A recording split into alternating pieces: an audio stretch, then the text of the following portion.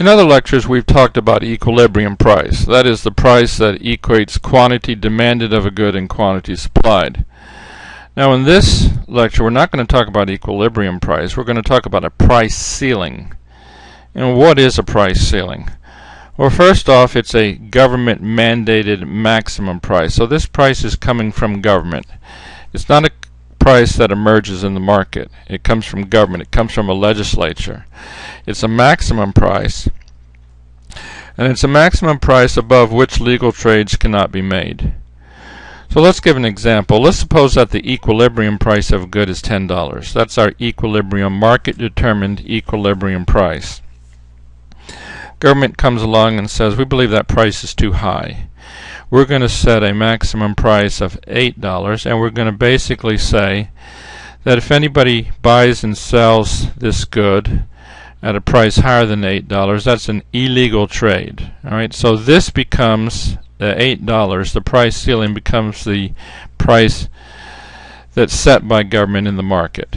No longer can trades be made at $10, they should only be made at $8 or less. Now, there are some effects of a price ceiling, a number of them that we want to go over. And the first one that we want to talk about is that price ceilings create shortages. Keep in mind, it's not a shortage that creates a price ceiling. It's a price ceiling that creates a shortage. Now, the best way to see that is in terms of a market setting here. So let's look at our diagram. P, price on the vertical axis, Q, quantity on the horizontal axis.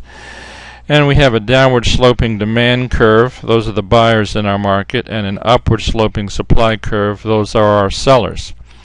The equilibrium point in this market is at point 1, and we'll say the equilibrium price is $10. Now, government comes along and says, we're going to impose a price ceiling on this market. We're going to say that no one can legally trade this good, that is, buy or sell this good for more than $8. So $8 is the price ceiling. Now notice what happens once government imposes that price ceiling. At $8, the quantity demanded is, let's say, 120 units, and the quantity supplied is, we'll say, let's say 70 units. Right. The price ceiling changes this market from equilibrium, where quantity supplied equals quantity demanded, into a shortage. Here's the shortage. Quantity demanded is 120. Quantity supplied is 70. So the shortage is 50 units. Right? So simply moving from $10 to $8 and saying that no one can buy or sell this good for more than $8 immediately moves this market from an equilibrium into a shortage. Right? And remember, it's important to keep in mind that it's the price ceiling that leads to the shortage or creates the shortage. There is no shortage here. There's only equilibrium. There's no shortage if there's no price ceiling. Now let's turn to another effect of price ceiling, is that fewer exchanges occur, fewer trades are made. In other words, fewer units of a good or service are bought and sold. And we can look at this in terms of our market setting. Again, we're going to look at a downward sloping demand curve, upward sloping supply curve, and we'll identify equilibrium as point 1. And equilibrium price is $10, and we'll say that the equilibrium quantity is 100 units of this good. Alright, so at the equilibrium price of $10, we know that 100 units of this good are bought and sold. So keep that in mind. Now let's put our price ceiling back into the picture. Here comes our price ceiling at $8.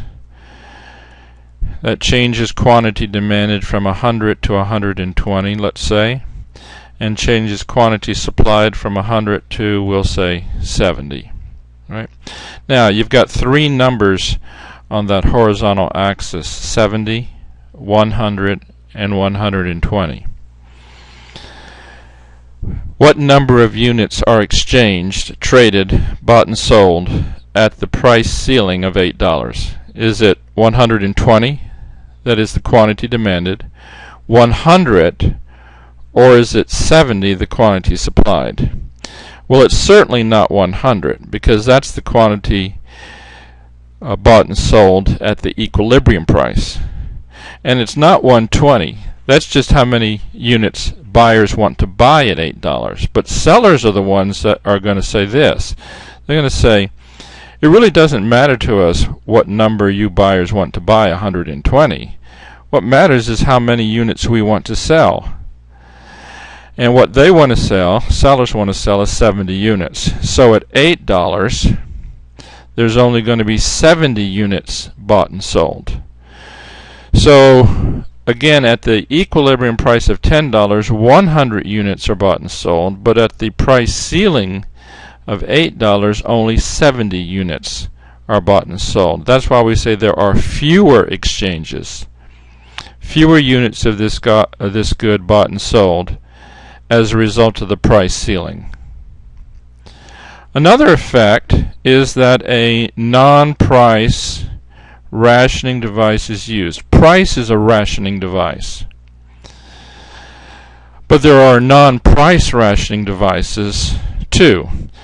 And to show why they arise as a result of the price ceiling, again, let's look at our market setting with our downward sloping demand curve and our upward sloping supply curve.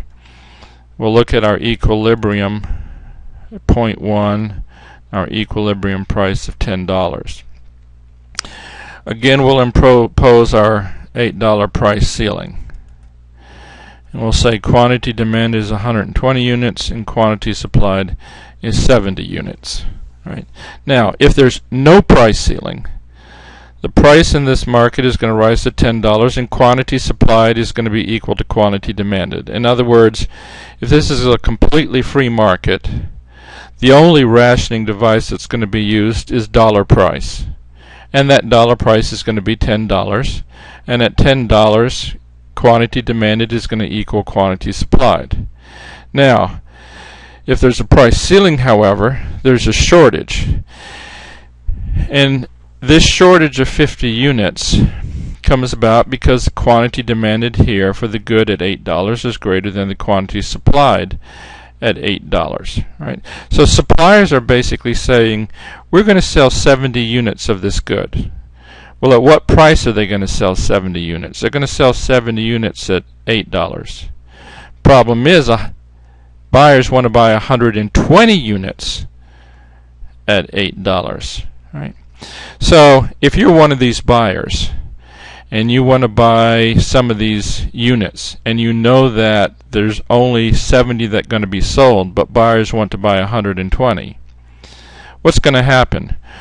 Well, you're going to want to be one of the first to be in line to get these goods when they go on sale.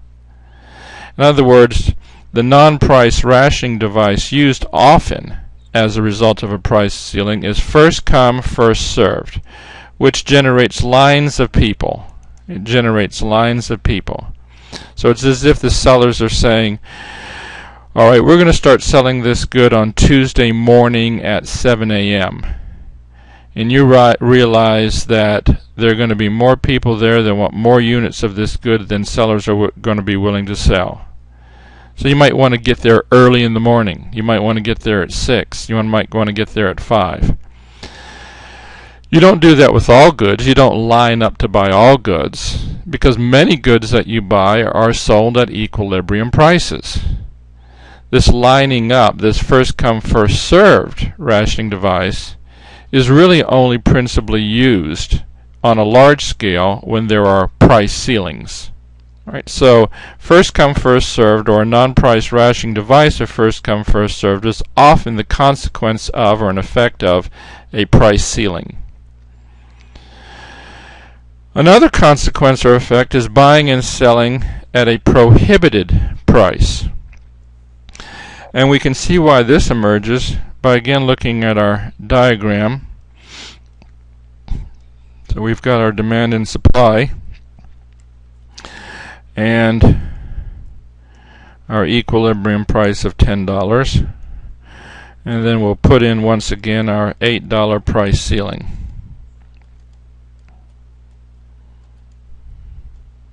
Right?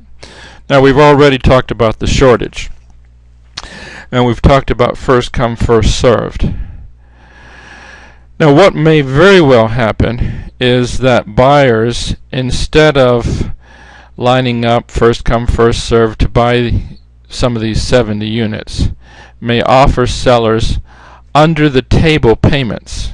In other words, again, consider yourself as a buyer. You know that sellers are going to sell 70 units at $8. You know that buyers essentially want to buy more than 70 units. They want to buy 120. Right? Could be as a buyer that you go to a seller and say the following: look, I know the government has said that it's illegal for us to transact business at a price above $8. But why don't I give you $10 and you give me what I want for $10, that is this particular good, and let's just not report this to the government. Let's have an under-the-table trade. Right? Now that's going to arise as a result of the price ceiling. There's no need for that at the equilibrium price, because at the equilibrium price the number of units that the sellers want to sell is exactly equal to the number of units that the buyers want to buy. But in this case, where there's a price ceiling and sellers say we only want to sell 70 and buyers say we want to buy 120, the buyers can very well go to sellers and try to buy some of their output here, some of their good, for a higher than legal price. In other words, higher than $8. And they may very well offer, let's say, $10 for some of those units of that particular good. All right. So it could very well be that what we saw before, first come, first served, comes into being. But it also could be the case that buying and selling at a prohibited price comes into being. And this is advantageous to both the buyer and the seller, because really sellers are willing to sell for higher prices and buyers are willing to buy at higher prices than the price ceiling. Well, let's go to our last effect, and that is tie-in sales. All right, tie-in sales. A tie-in sale is a sale that, as it sounds, is tied to some other sale. All right, so let's give an example. Suppose we were to tie the sale of gasoline to a car wash. All right, in other words, the gas station says if you want to buy gasoline, you have to buy a car wash too. We're not going to sell you gasoline unless you buy a car wash. Or let's think of another tie-in sale. Suppose that landlords say we're not going to rent you an apartment unless you rent the furniture in the apartment as well. All right? So a tie-in sale is where you tie, or the seller ties, two goods together and says you can't have one alone. It's both or zero. So it's either the gasoline and the car wash, or you don't get the gasoline at all. It's either the apartment and the furniture, or you don't get the apartment at all. Right? Now, why do these come into effect? Well, let's again look at our supply and demand to get the answer. So we've got, let's say, a price ceiling of $8. We'll put that in once again. All right. And our quantity demand is 120, and our quantity supplied is 70. All right. Now, looking at that diagram, let me ask you this question. Is $8 the price ceiling? Is $8 the highest price that buyers are willing to pay per unit for 70 units? I'll ask it again. Is $8, this price ceiling price, is that the highest price that buyers are willing to pay per unit for 70 units? And I'm getting the 70 because 70 is the quantity supplied. That's how many units of this good sellers are willing to sell at $8. Well, the answer to my question is no. The highest price that buyers would be willing to pay per unit for 70 units is obtained by going from 70 all the way up to the demand curve. All right? And so we do that, and then we come over to the price axis, and let's say that this price is, we're going to say $15. All right? So the situation we have right now is that the buyers would be willing to pay up to, but no more than, $15 per unit for the 70 units that sellers are willing to sell. But the government says buyers can only pay $8 for this good. Well, let's suppose this good that you see in this market is good X. All right? So we're talking about the quantity of good X here. One way to get around the price ceiling would be the following. Sellers of X could say, look, we're going to sell you this good for $8. We're going to sell you good X for $8. But we're only going to sell it to you if you buy this other good from us, and let's say this other good is Y, good Y, for the difference between $15 and $8. All right? That's $7. So here's the way we're going to fully ration this good, say the sellers. Buy good X for $8. All right, buy good X for $8. But we're going to only sell you good X for $8 if you agree to buy good Y also, and you need to buy good Y for $7. Now you notice that the $8 and the $7 adds up to $15. Would buyers be willing to do this? Would they be willing to enter into this tie-in sale? And the answer is yes, and we know that the answer is yes because if you again look at this 70 units and ask yourself what is the highest price that buyers would be willing to pay just to get good X, it is $15. Right? So certainly they'd be willing to pay $8 for X and $7 for some tie-in good, basically to get good X. All right. So let's summarize then. We've been talking about a price ceiling, and a price ceiling is not an equilibrium price. It's below an equilibrium price, and it is a government-mandated maximum price above which legal trades cannot be made. So if the equilibrium price is $10, that's where quantity demanded equals quantity supplied. A price ceiling may be something like $8, and we know that that $8 is going to generate certain effects or consequences. One is a shortage. A shortage is a result of a price ceiling. Fewer exchanges are going to be made. Fewer trades are going to be made. There are going to be non-price rationing devices like first come, first served, which leads to lines of people waiting to buy the good. There's going to be buying and selling at a prohibited price. Right? And that buying and selling at a prohibited price is really essentially the market's attempt to get back to dollar price as the rationing device. And lastly, there are going to be tie-in sales. Let's ask a couple of questions. The first one being, the closer the price ceiling is to the equilibrium price, the less trade is reduced by the price ceiling. Right, and here's what we mean by this. Let's suppose again the equilibrium price is $10. Here's two possible price ceilings. One is $8 and one is $4. Right? Well, $8 is a lot closer to 10 than is 4. All right? And what we're saying here is the closer the price ceiling is to the equilibrium price, the less trade is reduced by the price ceiling. True or false? Well, that's true. And we can show that diagrammatically. Again, we're going to our two-dimensional diagram. We've got our demand curve and our supply curve. Here's $10. Right? And let's say at $10 the equilibrium quantity is 100. Now, let's look at $8, and then we'll look at $4. At $8, the quantity supplied is something less than 100. We're going to say 70. At $4, the quantity supplied is even less. Let's say it's 30. All right? We know that quantity supplied is going to determine the number of exchanges. We already talked about this when there is a price ceiling.